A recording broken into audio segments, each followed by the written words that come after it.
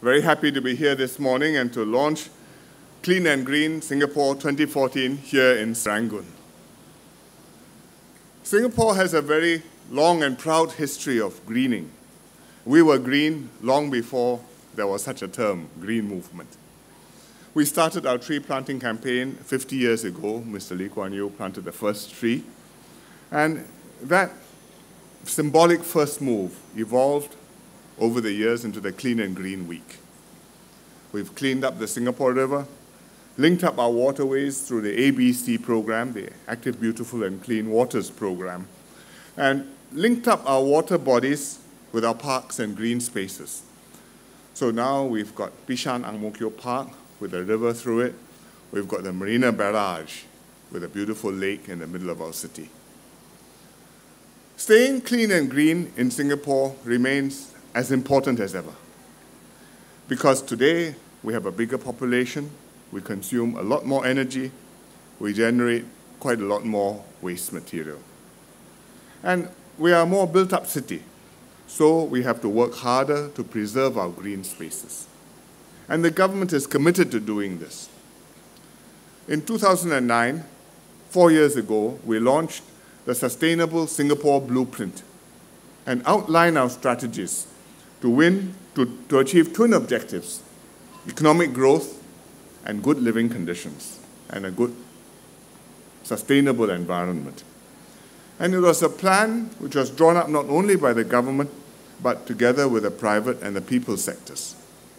And we're making steady progress towards these goals. Recycling rates are increasing, more people using energy-efficient appliances, and I think there's greater consciousness of green issues.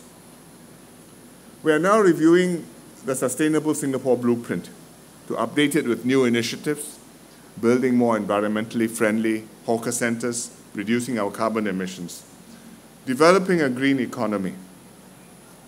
We aim to complete the review next year, and we will involve a wide range of people, and we hope that it will have your full support. Of course, the environment in Singapore depends not only on what we in Singapore do, but also on our neighbors. We saw the haze earlier this year. Maliki spoke about it. This morning, coming here, looking out of my window, looked a little bit hazy, but I think it's now the rainy season, so I hope it doesn't get worse.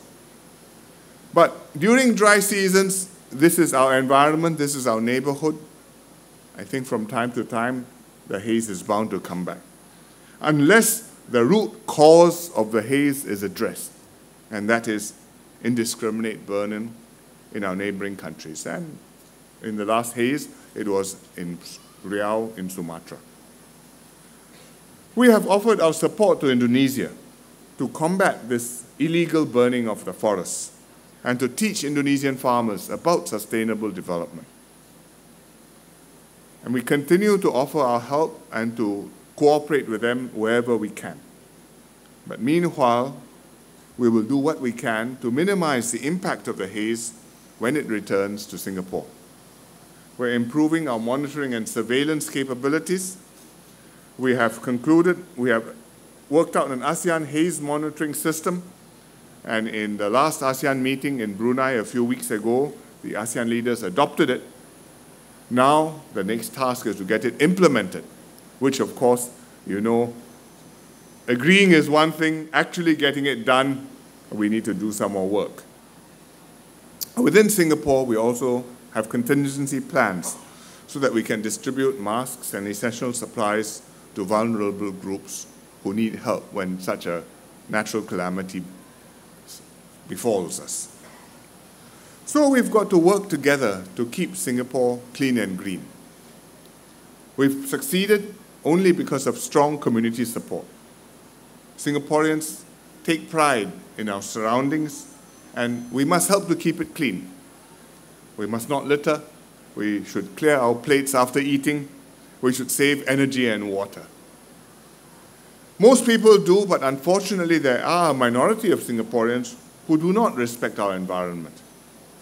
We litter, we dirty tables at hawker centers. Sometimes we even abuse enforcement officers. And we must not condone such bad behavior or let it spread. So the government has tightened enforcement, and we will review our penalties to punish littering, to stop littering. At the same time, we are also piloting a community volunteers program to empower citizens to act against litterbugs. But the best way, besides educating our people, is to put social pressure on those who dirty the environment. We have to set the right example. If you see somebody who's littering, tell them to pick up after themselves. And make sure that we ourselves don't do it. Because keeping Singapore clean isn't just about fines and regulations. We must also keep Singapore clean because it must reflect our values to be house-proud, considerate, and environmentally conscious. And we see many groups which are doing this, taking the initiatives.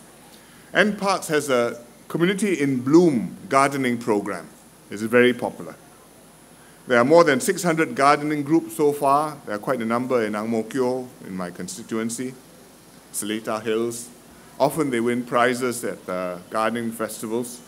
And all over Singapore, in estates like that, we have Community in Bloom ambassadors who are beautifying up their neighborhoods, who are working with their neighbors, generating a spirit of pride and caring for the community and environment we're living in. In other places, we have other projects. Nee Soon South, residents and students from schools there, like Jun Yen Secondary School, they are working with the Public Hygiene Council and turning hot spots into bright spots of public cleanliness. And NEA held a Clean and Green hackathon recently to bring activists together. A hackathon, you spend a limited time, few hours or a few days, develop useful mobile apps for your handphone, locations of recycling bins, giving recycling tips. So we look forward to learning more about these projects at the Carnival, and I look forward to meeting the volunteers and seeing their apps later on. But it takes time and commitment. We want a livable, we want a sustainable city, we want a city we are proud of, and we must make the effort to do it. But we can do this with the public, with the private and the people sectors. We can make it happen. We can maintain where we are, overcome the shortcomings, the places where we have not done good enough, and make it better. So let us work together to build a beautiful Singapore that we can proudly call our home. Thank you very much.